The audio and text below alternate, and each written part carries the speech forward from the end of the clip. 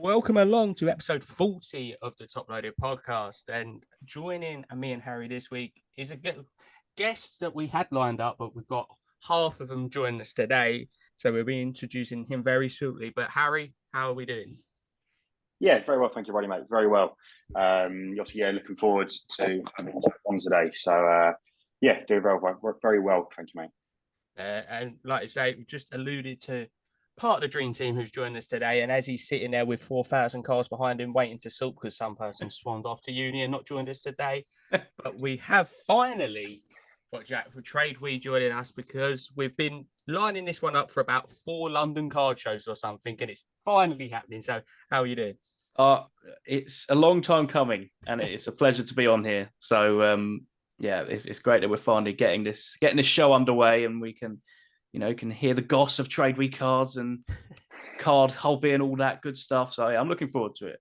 No, thank you very much for joining us. And I think the perfect way to start is obviously but before we actually go into TradeWiiCards, we'll talk about yourself because for people that don't know, you've got a nice little plaque now, haven't you, for your YouTube commitments, which is sitting just there.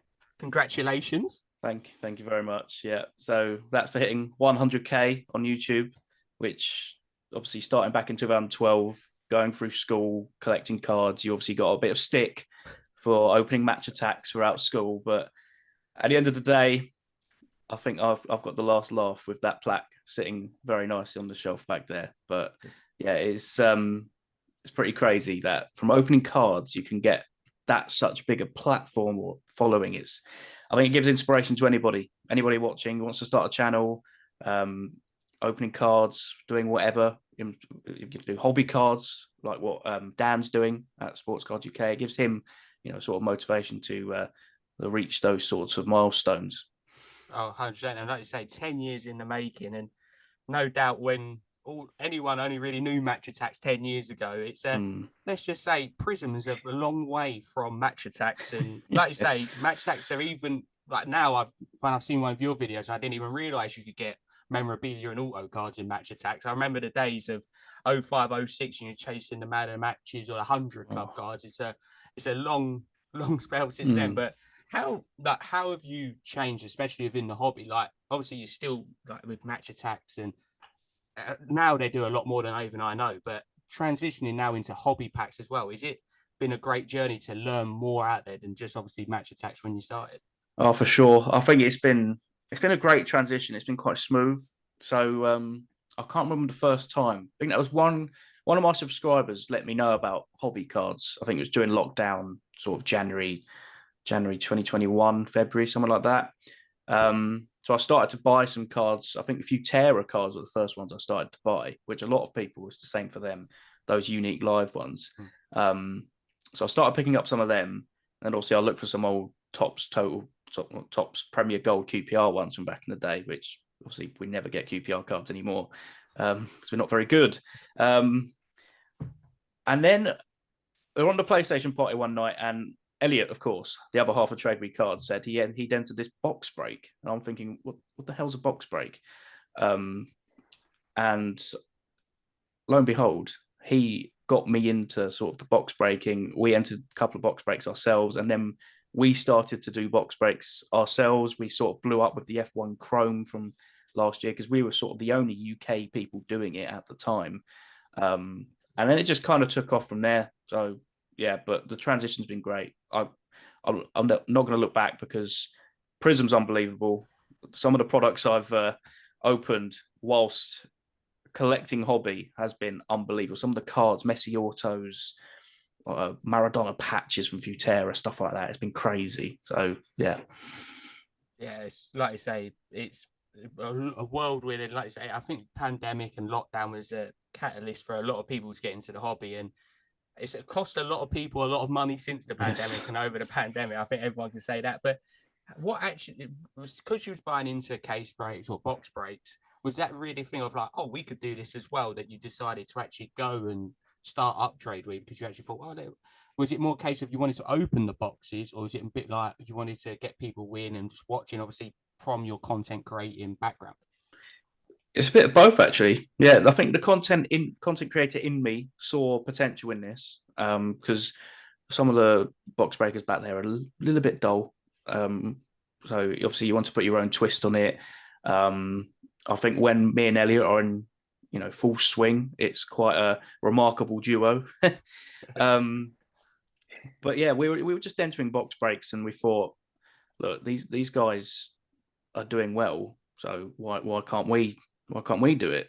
Because he was at uni he was in his first year at the time, and obviously he wanted a little bit more income, because why wouldn't you at uni? And at the end of the day, it's quite a fun little job, opening boxes for other people, pulling some crazy cards. So it was sort of a no-brainer once we entered a couple of box breaks that we were going to start ourselves. Obviously, it was a little bit slow to start with, as it would be, but I think if you just persevere with these sort of things, it picks up over time. So yeah. Yeah, so I know Harry's got a few questions now, especially about like name creation and all that. But I was going to mention a certain mukbang, but I'm going to get to that in a second because it is a great one. But over to you, Harry.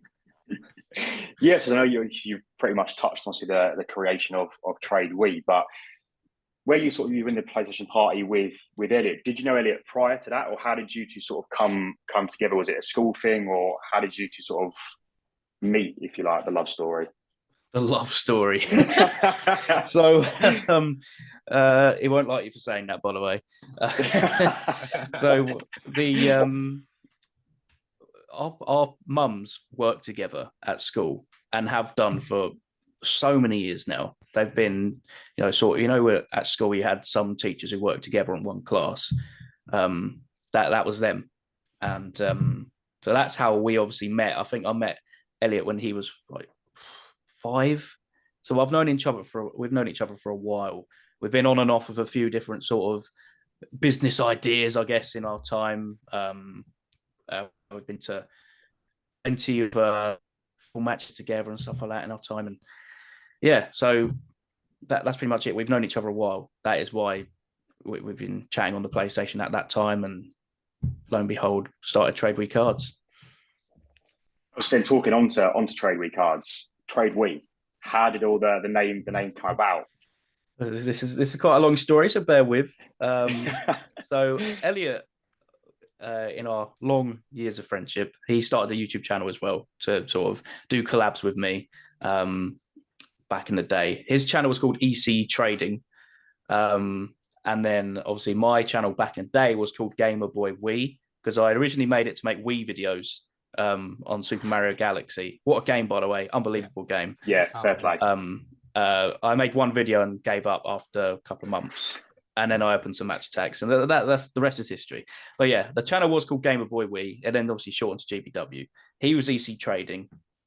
And then in our group chat of our personal mates, they sort of gave us nicknames for our channels. So we used to call Elliot Trading, and then it just shortened to Trade for ease of, just easier. And then they called me Wii, for Gamer Boy Wii. So we were kind of known as Trade. We've been known as Trade Wii for long before TradeWiiCards, about a year before, I'd say. And then it was still sort of in full throttle when TradeWiiCards was formed. We were entering the box breaks, and we thought, no, we can't think of anything catchy. Let's just call it TradeWiiCards, and it works. I love the name. Yeah, no, it is a very, very catchy name. So you always see it popping up on your Instagram stories with so many incredible pulls you've obviously already pulled from some of your breaks. Obviously, as much as it has obviously been in sort of a lot of sunshine and rainbows, you must have faced a fair amount of challenges along the way. Any sort of challenges that you've faced spring to mind straight away, where you've had to try and overcome some hurdles, or getting stock? That was a big hurdle. Yeah, so we had to. I think it was like April this year. We had to change suppliers, and then obviously we did find quite a few people who were willing to help us out with stock and stuff like that. That's one of the main ones. I think if you can't get the stock, because we ordered a few items from America, but because we wanted to do things properly, we paid the import tax.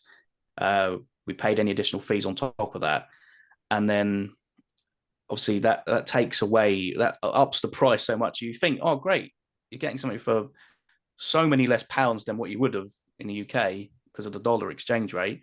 And and then it eventually adds up to pretty much the same, but in pound equivalent. So yeah, I think supply has been the main hurdle along the way, and obviously at the start it was finding people to enter. Yeah, that's pretty much it, really. Supply. Yeah, fair enough. Ronnie, I'll hand it back over to you, mate. Yeah, so I think talking about product obviously is a great one to talk about because there's so many sets now that are brought out from whether it's just Champions League or Formula One, obviously now World Cup.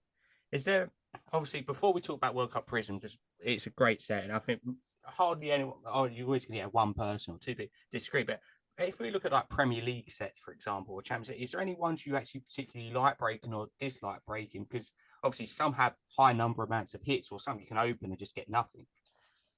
I thought score fat packs were pretty overpowered from the season just gone.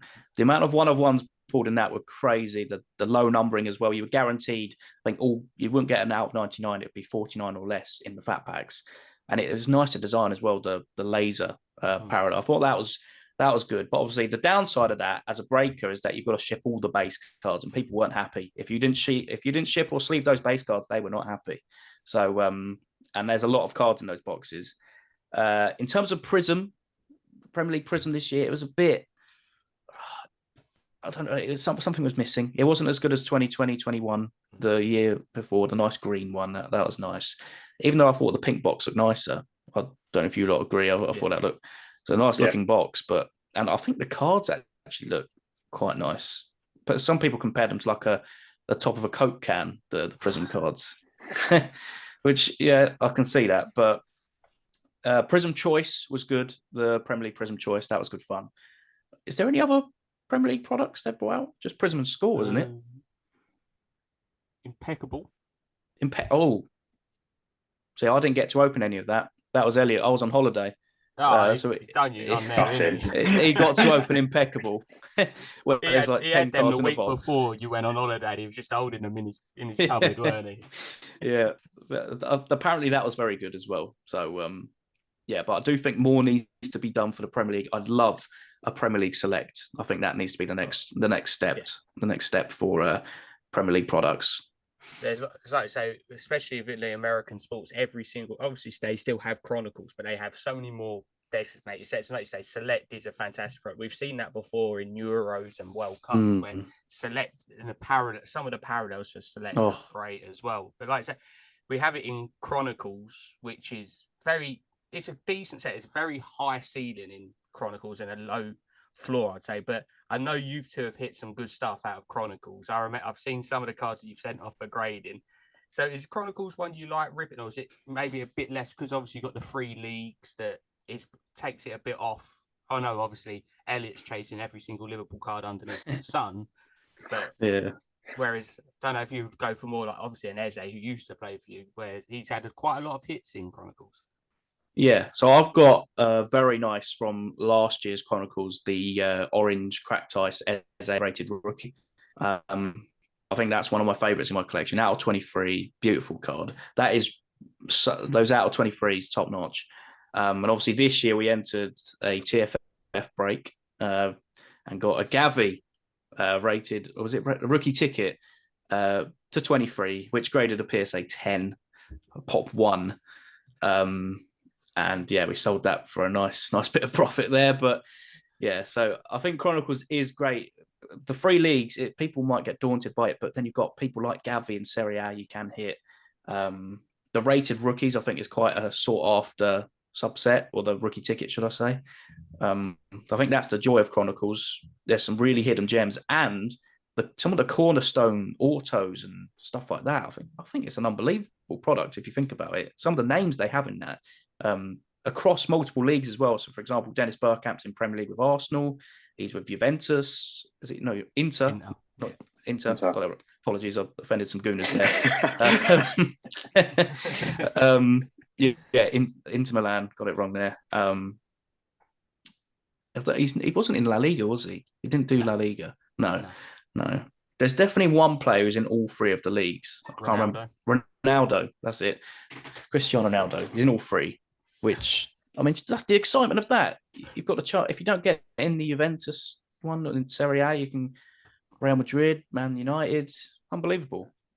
Yeah, and I think, like you say, especially one what really put you on the map was Formula One Chrome, and it is a beautiful set. Obviously, a lot of people do say 2021 in comparison to 2020, but still a lovely set. Obviously, 22's coming up at some point. I've seen every preview picture for the last 4 months and still waiting. But how do you enjoy breaking Formula One? And has it actually led you to actually like the sport more as well with it? Because I think a lot of people have grown with Drive to Survive on Netflix, and then started watching it and then breaking and buying cards as well. So it's like a lovely circle of people like watching Netflix, buying cars, and then watching the actual races. Yeah, so I had no interest in F1 at all when we were doing F1 Chrome. The only thing I would have opened F1 wise with the Turbo Attacks Top Spring out. They did their first maybe 2 collections before F1 Chrome started to appear. And I didn't know who the drivers were. I was calling Vettel, Alonso, stuff like this. I was getting mixed up. I hadn't got a clue. I only knew Lewis Hamilton, really. That's how much of a normie I was.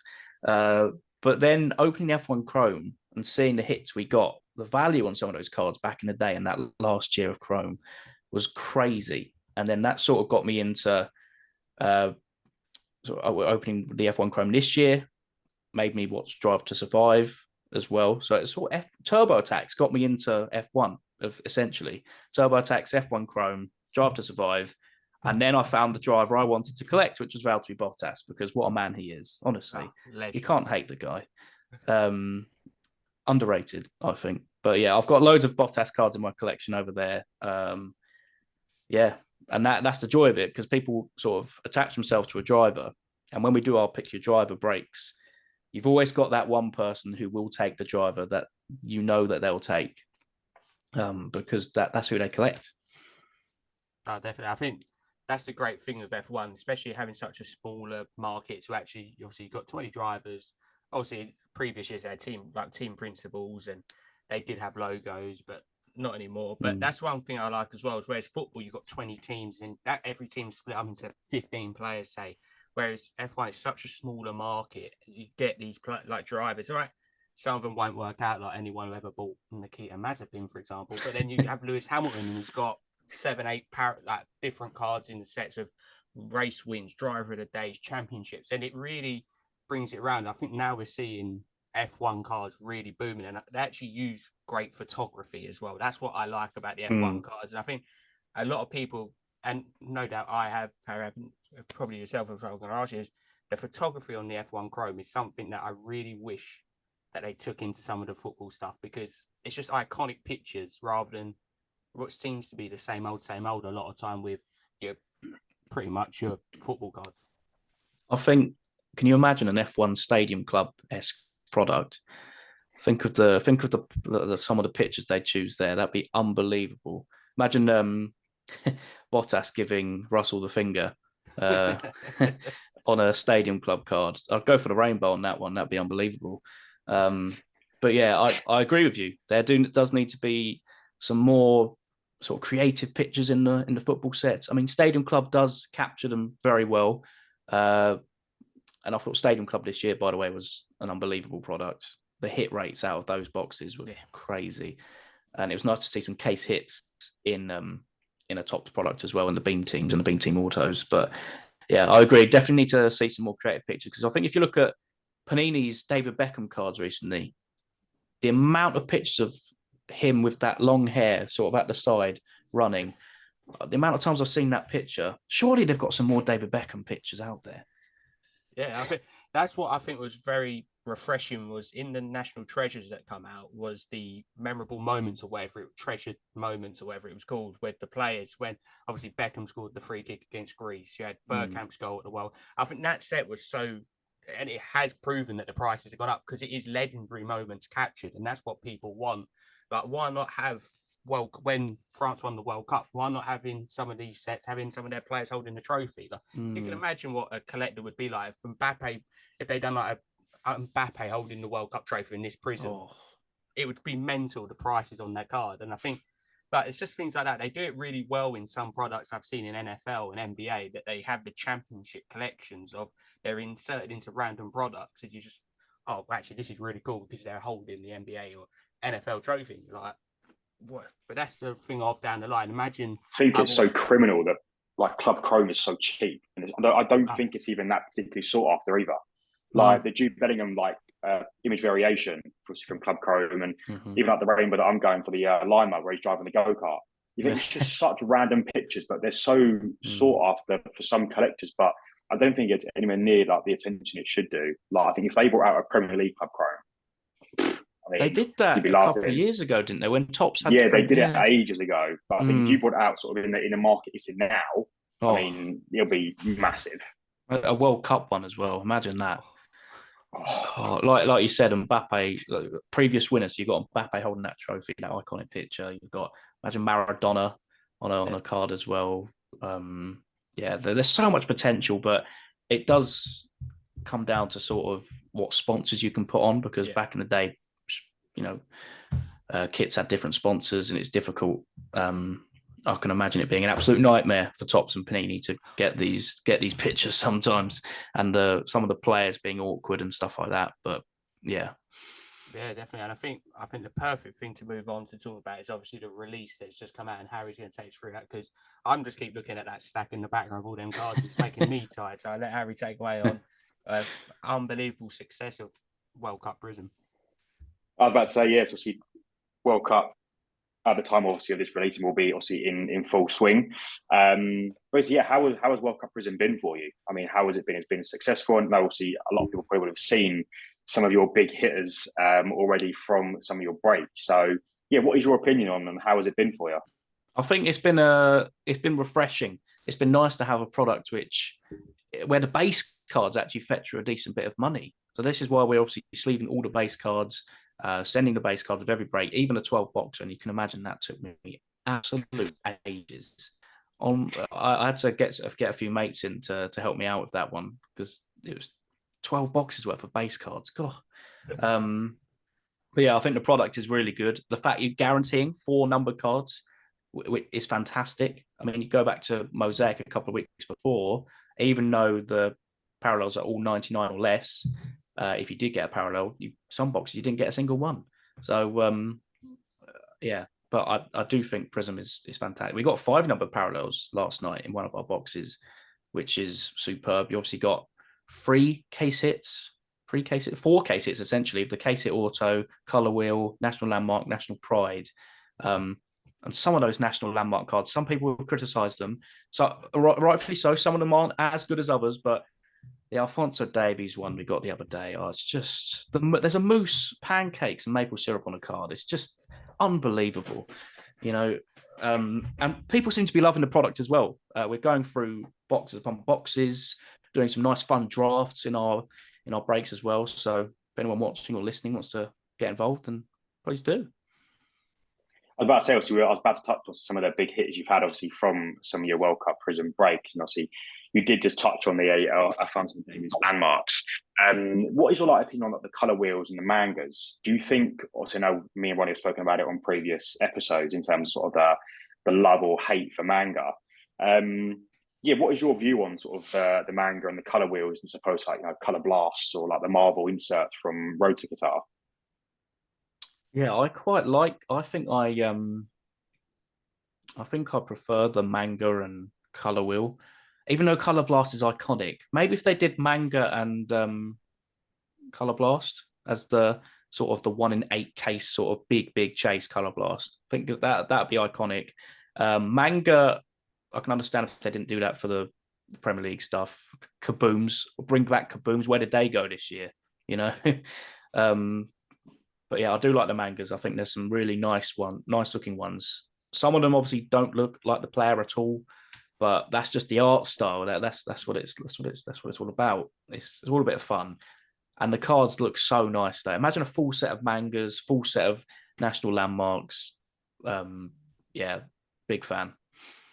That's it. I think I even saw on Instagram the other week. I think someone had done that full national landmarks, gold power, I think, from their previous 2018 World Cup, the full set. I mean, it is just a lovely set. And also, know me and Ronnie touched on the fact how unfortunate it is that obviously Harry Kane is on our England national landmark, but we're not going to get into that too much. Obviously, yeah, touching on big hitters, I know obviously you've broken a lot of different products. If you could almost list off a couple of your biggest hits from all of your F1 football breaks. To break it down, what would a few of them be? Inception last year, so much better than this year's, by the way. We got a patch auto of Messi to 25, which was one of the chase cards from that set. Unbelievable. Trying to think of some other ones. Obviously, not in a break, but for a person, we got a Hamilton 1 of 1 from F1 Chrome this year. Less said about the price that went for, the better. And then what else we got? We've got Messi auto from Merlin this year. A couple of months back now. The orange out of 25. Messi auto to 10 from Merlin 97. Unbelievable product, by the way. That's why I'm looking forward to Deco so much, because it's going to be very similar to that. And Merlin 97, what a hit that was. Other big ones. Daniel Ricciardo, 1 of 1 printing plate, last year's F1 Chrome. That was our first 1 of 1, first big hit. And obviously Elliot collects Daniel Ricciardo, so that was pretty cool to hit that and then printing plate in a break. Van Dijk, 1 of 1, finest fusion from last year's finest. Again, better than this year's finest. Unbelievable. That rose gold fusion, so good. We've got a Maradona and Messi match worn patch from Futera, unique live. World Football, that one, to 8, I think it was. There's loads of other ones. I can't pinpoint some of them at the moment, but yeah, there's been some crazy hits. Yeah, that's Simon. You've done an enormous amount of breaks, so I can only imagine the amount of hits, and obviously, the 1 of 1 Hamilton. Obviously, for me, being a Hamilton collector, obviously stands out more than most. Obviously, in terms of like a future for TradeWii, I mean, obviously, I know it's a big question to ask, and probably a bit more thought needs to go into it. But if you could sort of plan out a future, have you got any future aspirations? Anywhere you'd like to be in a year, 5 years, or are you just taking each day as it comes at the moment?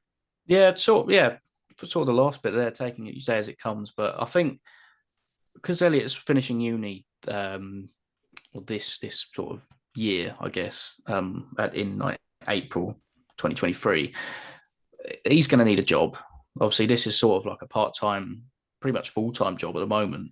So I think it'd be good for us to move in together, get like a little office, potentially office rented out. I've got an office currently, which has sort of been renovated in the parents' back garden for me, which is obviously can't complain at. It's a great little space. But yeah, I think the main aspiration is to get sort of a studio office where everything happens there. Obviously, that costs a lot of money. I think just keep going as we are. Keep going. See where it takes us. We've had some unbelievable opportunities arise through Tops being very supportive of us, taking us to Silverstone. Unbelievable from them. Panini sometimes join the streams, do some nice giveaways during the breaks. They took us to St George's Park recently as well to meet the players. So yeah, we've got good links, both Tops and Panini. But we're doing quite well with the breaks as well. So I guess it just see where it takes us in a year's time. Who knows where it'll be, but with more product being made available to UK breakers and obviously customers and collectors and the resellers, it can only be a good thing for the hobby in general. So yeah. And just to rewind back very quickly, how was St George's Park? Because the pictures, obviously, having meet every single one of those players and getting all the signed stickers, it looked unbelievable. Yeah, pretty surreal. All the players are so nice as well. And I'll tell you what, you'll like this. The 2 nice players, Saka and Ramsdale, they loved it. Saka especially, he loved his sticker. I've got the stickers here as well. There's Harry Kane, your favourite. Whereas Aaron Ramsdale, because his sticker's apparently quite rare, which I agree with. He loved his sticker as well. So there it is, nicely signed. He was like, "Oh, I've got a sticker." He loved it. And all of the players were so nice. They're welcoming. Only a few players didn't turn up. I think it was the injured players who didn't come round. I think it was Rice, Henderson, and Walker. The only 3 who didn't turn up. Pickford was injured as well at the time as well, so we didn't get his signed sticker. But yeah, unbelievable experience. Nice set of lads. It obviously makes me want them to win the World Cup even more. Have you got any plans with the signed stickers for grading, or are you just going to leave them all top loaded up? See, we had a little discussion the other day, potentially getting them authenticated. Imagine them all in PSA slabs or SGC slabs on a wall somewhere. But yeah, at the end of the day, they will go up on the wall somewhere in whatever form. I think that's the best thing for them. A bit like my Ilias chair rainbow, that's going to go up on the wall at some point. It's a commemorative item. So yeah, so the World Cup fever's in. I love it. Ronnie, mate, I'll hand back over to you. Yeah, no, I think just touching on what you said before about more product being available in the UK, and obviously the shows now are taking off. Obviously, as of recording this, the South Coast would have been the last weekend. How are you finding? Obviously, you've vended at some shows already, and you've also been there as just walking around. How are you finding that the actual UK scene? Because obviously it's thriving at the moment. It's getting ever popular and really busy. So, how do you find actually vending at shows? Because no doubt that can be a very tiring day with all the talking and trying to sell everything as well. I think it was the London Card Show in April. I started to come down with a bit of a cold the night before, and obviously I was talking the whole day, up early that day as well. I'd just come back the night before from seeing QPR get smashed by Sheffield United on the Friday night, and then we're doing the show, and my voice just starts to go throughout the day, just starts to go in the mud really, and then I'm driving back to the hotel and it's gone. It's the voice is gone.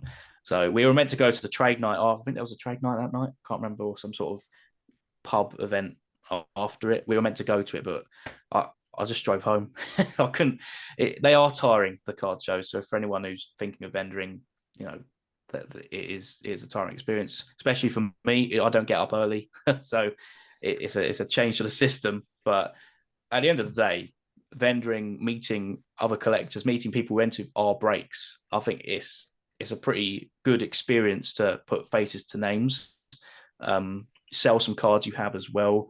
So I do thoroughly recommend, even if you're not going to be a vendor, go to these shows, meet some fellow collectors, pick up some nice cards for your collections as well, because you'll be surprised. Some of the cards people have at these shows, I was surprised as well, and are pretty spectacular.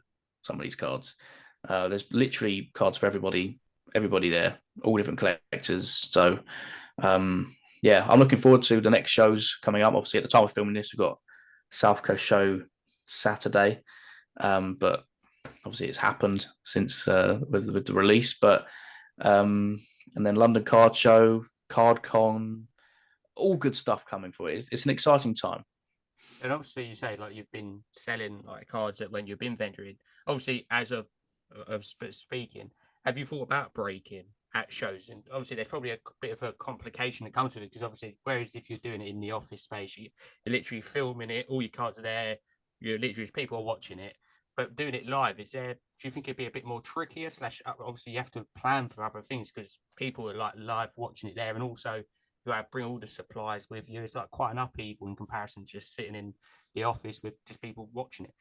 Yeah, it's definitely a difficult one. But I think we are planning to do some at the Brighton show. Obviously, we'll see how that goes at the time of this gets getting released. But we haven't done breaks at a show before. We've seen other people do it. We've seen a lot of people do it on VOT recently at the London Card Show. And Bits, what is it? Bits or they changed the name, didn't they? Volt. Yeah, Bits have gone to VOT. Yeah. I get mixed up. It really confused me when that happened. So yeah, a lot more people are starting to do it, and it doesn't seem to be too much hassle. So we'll have to wait and see. This is why we're planning on doing like draft breaks, because there's only 8 people involved. After the break, we can sleeve the cards. People who entered at the show can come and pick up the cards they've got, and there's only 8 people to sort of cards for. Whereas if you're doing like a random teams break, a Prism, for example, there's 32 different teams. It could get a bit chaotic that way, but we'll have to wait and see how it pans out. If we want to do a little random team live break, we can do. We'll just have to see what how things pan out on the day. Yeah, definitely. I think everyone loves watching breaks, so it must be a surreal experience if you're actually in a break and you can watch it live. And obviously, if someone gets a big hit as well, just the energy around the break would be great, having people there hitting the cards. And like I said, is there, moving on to PC, obviously you've just mentioned Ilias Chair and his World Cup stickers. So we spoke before this, but how is the rainbow coming along? We have very well, surprisingly well. In fact, I've got all different Ilias chair variants from the World Cup stickers, bar the black 1 of 1. So if anyone watching does happen to find the 1 of 1 Ilias chair, then please do let me know. I'll pay good money for it. But yeah, other than that, I've got the Oryx, lovely maroon Oryx edition. So nice. The nicest design they've put out. The orange, the obviously the UK one. We've got the purple, the white border, and then the green. The green is the rarest I've got, which is I think 1 in 4,000 odd packs, and then you've got to rely on 1 in 600 odd stickers to find that Ilias chair. So I've got that for a bargain as well because people don't know how good he is. So jokes on them, really. Yeah, other sort of things I'm collecting at the moment are, Eze, B.R.A. Eze, former QPR player, because we're not in the Premier League or Champions League or anything like that. We don't. I very rarely get the chance to collect cards from my team. So it is quite exciting when you look at the checklist and you see like Ilias Chair, Lyndon Dykes in Euro Mosaic last year, Charlie Austin, even top Stadium Club a couple of years back. What a striker, by the way, very underrated. 18 goals opening season of the Premier League. People don't appreciate that enough, I don't think. Charlie Austin, England's best striker ever. But yeah, that's about it, really. I'll give you that over Harry Kane. I'll give you that. Yeah. It's so annoying because his breakthrough season was Harry Kane's breakthrough season. Otherwise, Charlie Austin would have been leading the line for England, 100%. So why did Harry Kane should have waited a year? Let us get relegated, then Harry Kane, you can have your moment. I was actually going to say, I can only imagine what it would be like for you now once QPR do get promoted yet again, and all the products that will be available from Chronicles to Prism. It's going to be a very expensive year that will be for you. Yeah, in our breaks, I don't think QPR will be available because I'll be taking them in every single one. I'll be on eBay late at night finding those case breaks. For those US people who do the case breaks on eBay auctions, I'll be going in for them. But at the end of the day, we've got to get to the Premier League first. Yep. We've fallen off a cliff recently from being top of the table a couple of weeks back. But we have got one of the best managers in the league. So you never know. We'll have to wait and see. As I said, with Championship, you pretty much, if you're there or thereabouts come March, you've got a very good chance. Yes. Because anything can happen in that league. Literally anything can happen in that league. But that's a question. A lot of people have always said they would love to see like a football league set. And it's obviously a much more trickier deal comparison to the Premier League. What would you think about or even like what they've done for Tops Now with Portsmouth, even if it was just a Tops Now set? It would be a great idea and also would lead to have so many cards there that people would not buy. It'd be like, say, for a Harvey Elliott when he was at Fulham, and then they would break out and go, like an Eze for QPR, for example, would be a perfect example. James Maddison when he was at Coventry or then on to Norwich. It's just, there's so much potential there. Calvin Phillips for Leeds is another one. It's another big one. I think it would be fantastic if they imagine a Championship Chrome collection. I think that'd be great. But the problem is you've got the EFL license, and then if you're only doing like a Championship collection for it, that's going to piss off League One and League Two. Then all the teams want equal different rights for it. It's I don't think it's doable, which is the sad thing about it, because I'd love it. Think of the rookies, as you said, to come from these sets. But I suppose a couple of Tops Now editions like they did with Pompey, that'd be pretty cool. Obviously, Tops do have links with Pompey. I think Michael Eisner, I think that's the name, rings a bell. That's the if they did something with QPR though, oh, that'd be great. Well, they sort of did actually with the Kind Prince Foundation. So then you never know, might see in the future a QPR Tops Now set. They did a Watford one when they're in the Premier League a couple of years back, it's a curated set. So never say never, I suppose, but yeah, to question would be, or EFL collection would be fantastic. I've said this before. A sticker album would be superb.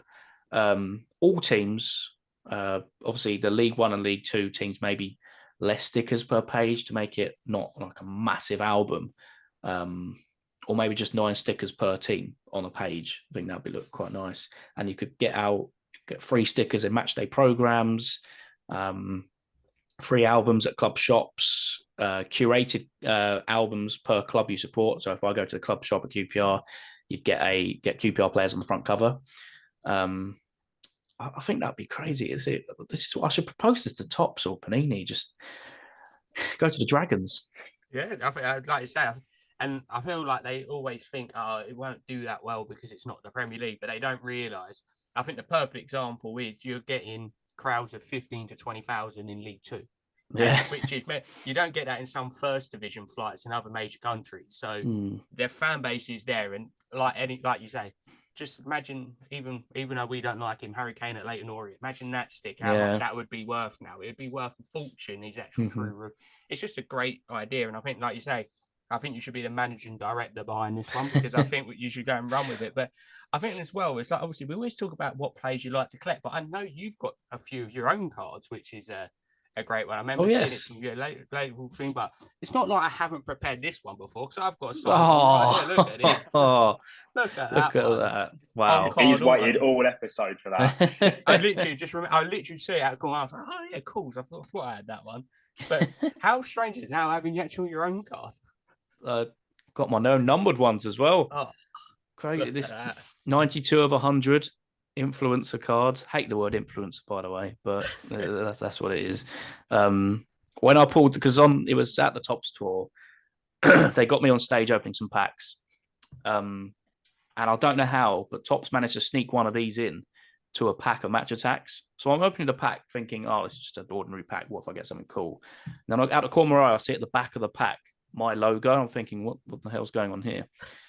And lo and behold, it was my own card. So that was limbs when that happened. And then obviously I've got all of the parallels with me now. I've given a few out to a few friends and family, etc.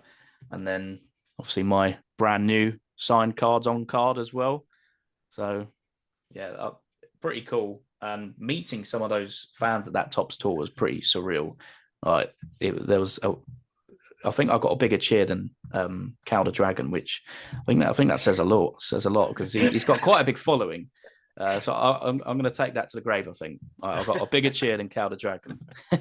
That should just be sit down on the CV. Yeah, I was going to say literally your leading thing on anything. But like I say, just when we spoke to you last, it was actually at London Card Show, and it was in between dates for you on that Topps tour. How was it? Because it looked, from the pictures that I see from Topps, obviously itself, it looked absolutely manic some of the days. Yeah. I think the the busiest was Dublin, because it was the biggest space, so they were allowed to bring in more people, and I think it sold out within a couple of days. I think there was 1,000 odd people, 1,000 kids, in this like sort of a sports hall sort of venue, and it was honestly sitting at the table I was at. It was non-stop signing people's shoes, like black shoes. I've got a black pen; it's not going to show up, but so I felt bad signing some of the stuff I had to sign, like people's football shirts. But yeah, it was really good. The Manchester event, really, really fun. I enjoyed that one the most, I think. London was good, but obviously it was Stamford Bridge, so not the nicest place in the world. It's West London. Obviously Loftus Road is the pride of West London, but there we go. Yeah, really, really good venues, and I'm hoping they do some more events, maybe in the summer or next year again. Do some more cities, go to Cardiff. I'd love to go back to Cardiff. Scotland, I'm surprised I didn't go to Scotland, to be fair, because there's a lot of collectors up there. So, yeah, we'll have to wait and see with that. But yeah, if you want to come along next time, then do a little live podcast. Absolutely mental. We'd just be watching you in a swarm of people sign.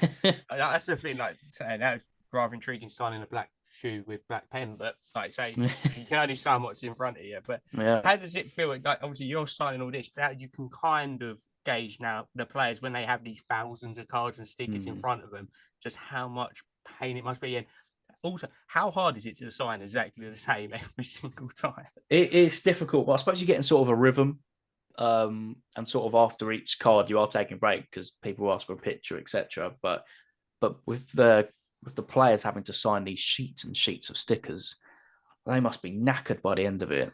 But I suppose as long as they've got a nice little Red Bull next to them or a coffee if you're into your hot drinks, then I think that's all good. But yeah, I don't envy them. Let's just say that. Definitely not. I think I remember seeing the picture of an NFL player, and they actually his agent come out after and said, "Yeah, it was 5,500 to sign." I'm just like, Oh, and that was only because of the reason why. I remember it was Chase Young in his rookie year because he said, "I am not signing until the end of the season." Rather than Panini sending through 600-700 here and there, he literally opted to do them all in one go. And with NFL, you've got on-card autos in a load of set. Like most sets, there's on-card autos and sticker autos and college autos. So yeah, I remember him saying that. I think it took him 3.5 days in just signing them all. And you can see why the cards get damaged doing it because if you're doing that many, you're prone to drop one. And like I say, it's for fun. But I think we're still fuming the auto sticker is off sticker. Yeah. Yeah, we've got to give them benefit of the doubt, bless them. They try. Yeah. They're trying their best. Sometimes, yeah. Well, yeah, some of the autos are pathetic. Lautaro Martinez, I'm looking at you. What is it? Like that. It's a little worm. Some of them are, like we said, that's the only thing with as well. Like looking at the Prism, is there's so many different autos as well. That's what I've quite enjoyed of just random players that I never thought I'd see the day that Paul Merson had an auto for England. Gary Neville. Neville. That's cool. Gary Neville in a little draft break last night. That's the joy of Prism. We got Roberto Carlos last night as well. So two sort of very different fullbacks there. And then also we've got a Beckham auto as well. There's some really, really good ones. There's obviously some really, tin pot, but that's the joy. That's what you want. You want the low range, the mid range, and the high range autos in a product. Even Darwin Núñez has an auto, his first auto, even though it's redemption. At least the progress is being made there. He's obviously in Topps Deco as well as an auto, which Liverpool fan, I'll tell you what, Liverpool is going to be a pretty big spot in Topps Deco. Yeah, 100%. I think Topps Deco is going to be an interesting one once it does come, because I know summer signings are only just starting to arrive and it's winter now, so we'll see how it is. But I think the most important thing is let the people know where to find both, obviously, your Match Attacks opening, Turbo Attack, every pack opening on your YouTube, but also mainly where to buy into breaks and where to watch you when you do go live. So we'll start off with my personal venture, GBW. That's the YouTube channel name. Give it a search if you fancy just watching me open packs. Some people say it's quite relaxing to watch, so fair enough. If you fancy tuning in some Match Attacks pack openings, Adrenaline XL. I have got a Prism box on the way, which I'll be opening soon on the channel. So that's going to be exciting. And also do Turbo Attacks as well. Sticker openings, Premier League stickers, they'll be out end of December. So looking forward to that. That's really another big one. And obviously I've got World Cup sticker pack openings as well, which is I've got some big videos filmed yesterday actually. So looking forward to releasing those. But yeah, go subscribe. It's completely free. And turn the notification bell on as well so you don't miss a future upload. And obviously the TradeWiiCards. You've done that before. I have done that. Yes. TradeWiiCards, we're on YouTube. We stream live on YouTube. So if you want to get involved with our breaks, head over to www.tradewiicards.co.uk. All the breaks are listed under the breaks tab, as you can imagine. Please make sure to request your shipping as well. We've had a few people not received their cards and complain. And that's because they haven't requested their shipping. They're literally sitting behind me. That is all the cards waiting to go out. They're waiting for you. They're waiting for the new home. But yeah, if you want to get involved with breaks, please do. Follow us on Instagram, TradeWiiCards. Yeah, that's pretty much it, I guess. Fantastic. Like I say, as ever, the tags would be below on the Instagram post. But like I say, thank you very much for joining us, and we wish you and Elliot all the best for the future. No doubt we'll be catching you very soon, and actually be seeing you next week. So yeah, brilliant. But like I say, thank you ever so much for joining us, and you're always more than welcome to join us on the show and whenever you fancy it. Thank you very much. It's been a pleasure. Been a great chat today. It's always nice to have a chat about cards and everything hobby, I guess. Yeah, it's great because we normally only end up talking to people when it's the show, so it's always good to catch up. And like I say, it's been a great one. We really look forward to seeing a lot more exceptional pulls from you. And like we say, everything will be down below in the description of the Instagram post. But it's been another fantastic episode. 40 episodes is done.